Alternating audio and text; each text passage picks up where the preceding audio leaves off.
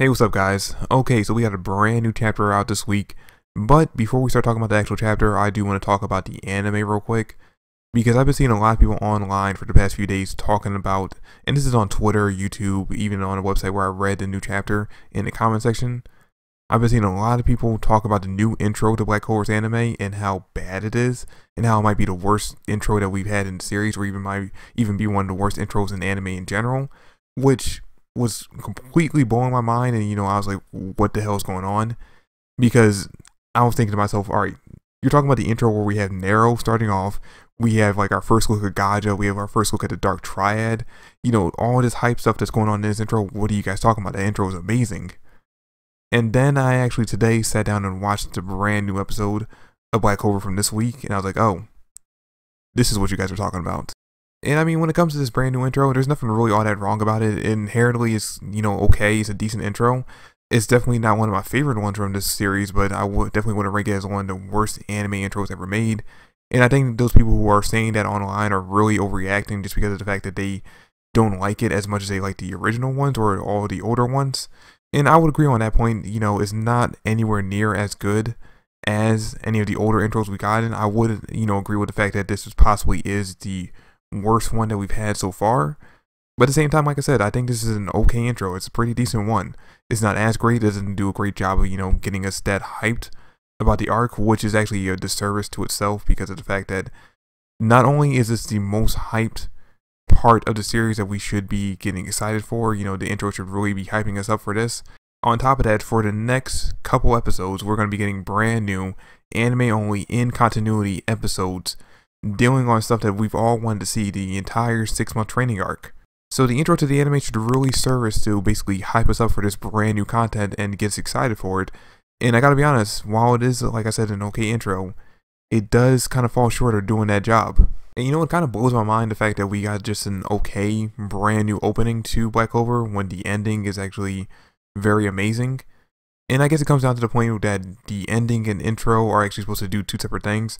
The intro is supposed to get you really excited for the next couple of episodes, the next arc that you're dealing with, and get you hyped to watch the anime.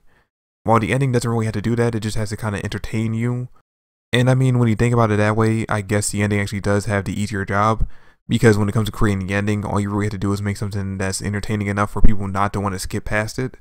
Versus when it comes to making an intro, you have to do something that not only draws people's attention in, but also gets them excited for what's going to be coming up in the next few episodes.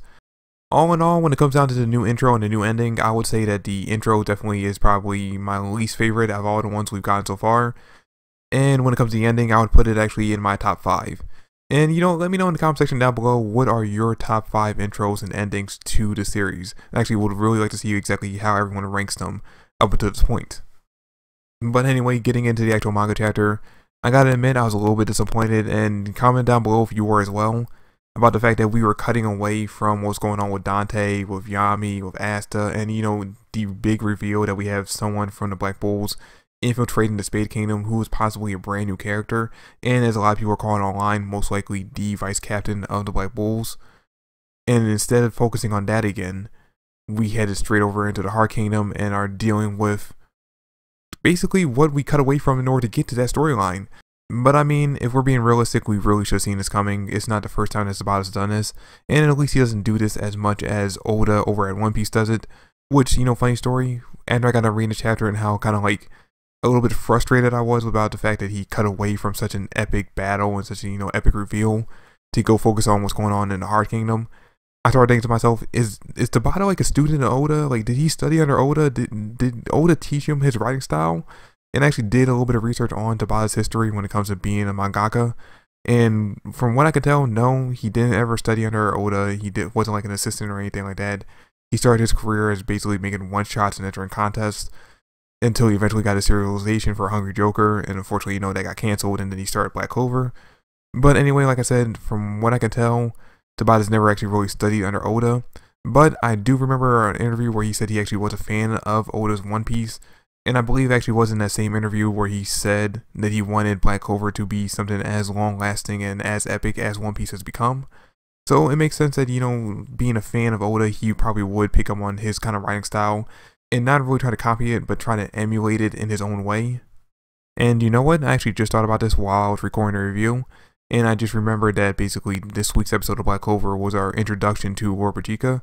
So maybe in order to correspond with that, Tabata decided to cut away from what's going on just outside the Space Kingdom and focus on what's going on with the invasion of the Heart Kingdom by Vanica, since we are going to be focusing on her connection with Warpatika most likely. And you know, speaking of Warpatika, I can, talk about the anime again real quick just to cut away from the manga. Warpatika's voice actress does such a great job and, encompasses exactly how I imagine Warpatika's voice would sound in the anime, because she has this very low tone, very hushed, kind of quiet, but at the same time very cute voice in the anime. And when you look at her, it's it just fits so well. And the whole time I was listening to her, I was like, oh my god, your voice is so cute. You're such a great character. And I feel so much worse now because of what's going to end up happening to you. Because we all know that this whole arc with her has to end with either her death or her falling into some kind of coma. Because there's no way Tabata isn't setting up Noel getting Undine. There's no way he's not setting that up. And in order for him to get Undine, Warpatika has to either go into some kind of coma state, or she has to die. Which again, the whole time I was watching the episode was breaking my heart, hearing her voice, seeing her in action, seeing how adorable of a character she is, and knowing in the back of my mind, the heart of my heart, that something bad is going to end up happening to her very soon in the manga. But anyway, getting back to the actual chapter, I really like how, and this actually might have just been a result of how the scanlators uploaded the scan for the chapter, but I do really like how dark the tone is for the art. Because it really fits the whole situation that they're in right now in the Heart Kingdom. Because their situation is very, very dire. Because I mean, if you look back the past few chapters, even though the situation that, Asta and the Black Bulls were in facing off against Dante, a very credible threat to them, was a dire situation in itself, it was still very light out. The art wasn't that dark. And that's because even though they were, like I said, in a very dire situation, they still had hope. Asta had his brand new dark form, which did hold its own against Dante for a little bit. And then you had Yami arriving on the scene, and he is very easily holding his own against Dante right now. Sure, Dante's not going all out just yet, but we still have a little bit of hope that all of them together can stand a chance against Dante. Then we take that and compare it to what's going on over in the Heart Kingdom, and you can see why the art is so heavily using darkness in this chapter, because of the fact that they are in a very dark and dire situation. I mean, we started the chapter off by finding out that 4 of the Spirit Guardians were taken out very easily off panel, and not even by Vanica herself. They were taken out by Dark Apostles. Give the credit to them, the Dark Apostles can use up to 50% of the power. But I mean, even still trying to give them that credit is still very disappointing to find out that 4 of the Spirit Guardians were taken out off screen by Dark Apostles, and we had yet to be even introduced to the last 3 of them. I mean, sure, we knew Gaja, and we knew the one that trained Real and Charmy, but when it came to the other 3, we hadn't even seen their faces yet. And to find out they were taken out off screen so easily is very disappointing because of the fact that there was so much build up to them. They were built up as being the strongest warriors of the Heart Kingdom. They were looked at as being the elite warriors. They were supposed to be just under power level wise Warpatika, who is the queen of the Heart Kingdom. I think really the best example, or at least the best comparison I can make to my level of disappointment to the Spirit Guardians and what happens to them in this chapter is, say you're excited for a video game, you've been really excited for a video game for months now to come out. You've been hyped for it, you've seen all the media, promoting it, you've been really excited for it, and then just before it's supposed to come out, you end up seeing a review saying how broken and how bad the game is, and a little after the review comes out, the game gets cancelled. And then once all that happens, you're kind of just stuck there well, not only did I end up finding out that the game sucked, I also didn't even get to experience it myself. And that's really the way I felt about the Spirit Guardians, because we had been hyped up since we got into the Heart Kingdom and found out about the Spirit Guardians that they are supposed to be the most powerful characters. And when we got introduced to the one that trained Lil and Charmy, I was excited to see exactly what he could do with his magic. I mean, sure, we saw a little bit example of it when it came to him trying to stop Charmy's rampage, but at the same time, I was still excited to see him in actual action against an opponent that he's actually trying to hurt versus someone he's just trying to capture. But instead, we just end up finding out that they weren't worth our time. Or at least Tabata is presenting that way. He's presenting them as people who aren't worth us reading about by killing them, or not even really killing them, but at least taking them out of the fight off screen. We get this moment in the chapter where after finding out that the Spirit Guardians had all been taken out by the Dark Apostles, Warpatika herself actually wants to go out and fight, and Noelle actually convinces her not to go. And you can see that Noelle, I think Mimosa, and definitely Gaja are in the room with Warpatika.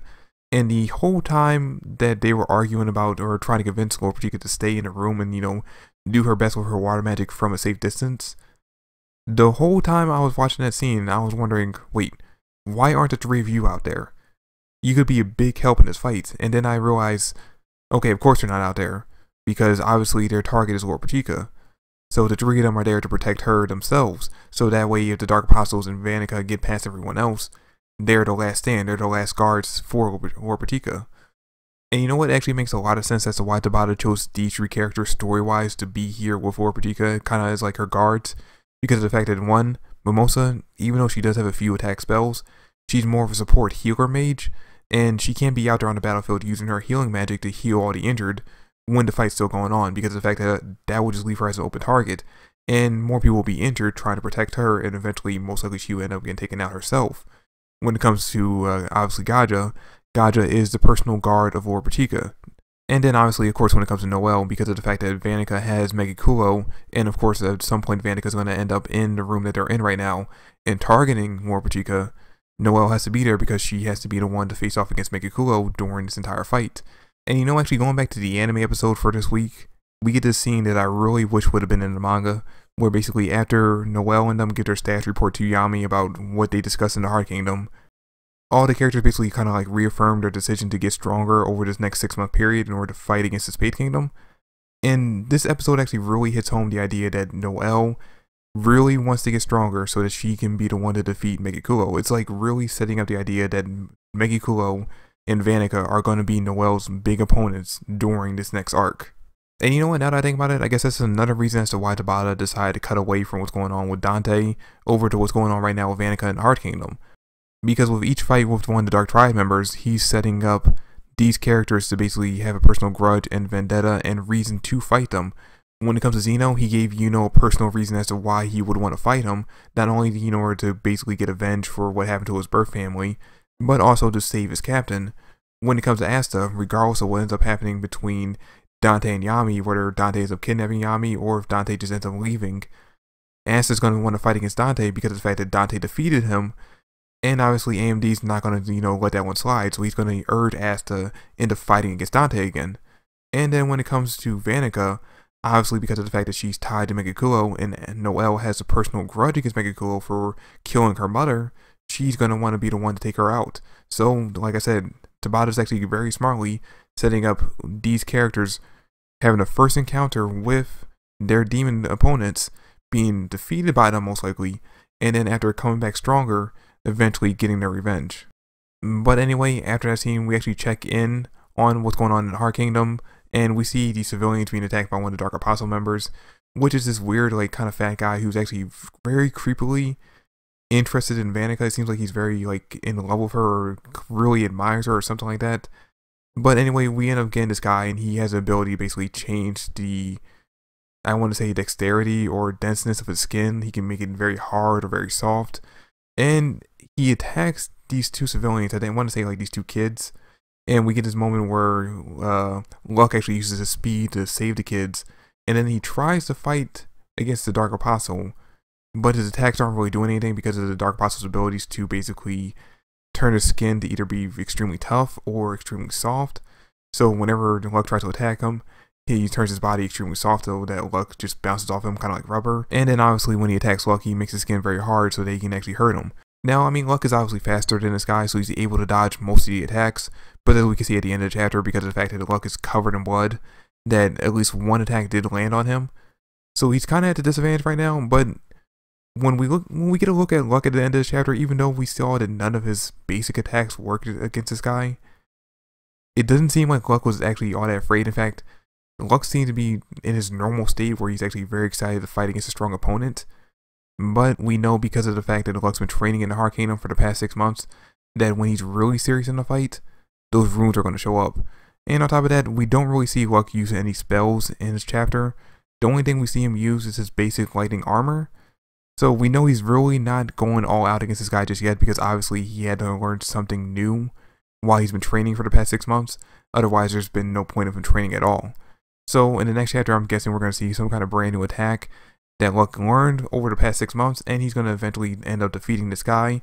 And really, this chapter, and possibly even next chapter, is just to set up exactly where Luck is power-wise, which I'm going to guess is around, like, maybe someone who can use 55% of a demon's power, which is stronger than this Dark Apostle, who can only use, as far as we're aware anyway, up to 50% of the power, as stated in this chapter. And you know what I gotta say, I'm actually really excited to see exactly what Luck learned while training, because it's hard to imagine that he didn't train under Gaja for the past 6 months, since they have the same magical element. And looking at the way Gaja uses his own magical attacks, it would be very interesting to see exactly how Luck would incorporate Gaja's training into his own style of fighting. Because I mean, like I said, we saw Luck using his normal lightning armor in this chapter, and we did actually see him throw, I just remembered, these 3 little like lightning balls at his opponent. But ultimately, none of those 2 attacks really did anything against the guy he's fighting. So I actually would like to see if maybe in the next chapter we find out that Luck learned a long range type of spell, kind of like what Gaja used when he was fighting off against Noelle, Finral, and Mimosa in the introduction to the Heart Kingdom, and find out that Luck learned something along those lines. Something as powerful as that would actually be really cool to see added to Luck's personal arsenal. But anyway, guys, that's pretty much it for the chapter. I gotta admit, I was a little bit disappointed. Actually, not even a little bit. I was really disappointed by this chapter in the beginning because of the fact that, you know, we had such a big reveal at the end of the last one. We were hyping up so much the fight between Yami and Dante. It was getting so exciting. And then we just put a break on all of that and cover to what's going on in the Heart Kingdom. And then finding out on top of that, that all 4 of the Spirit Guardians besides Gaja ended up getting KO'd, possibly even killed off screen. And we didn't even get to see them fight.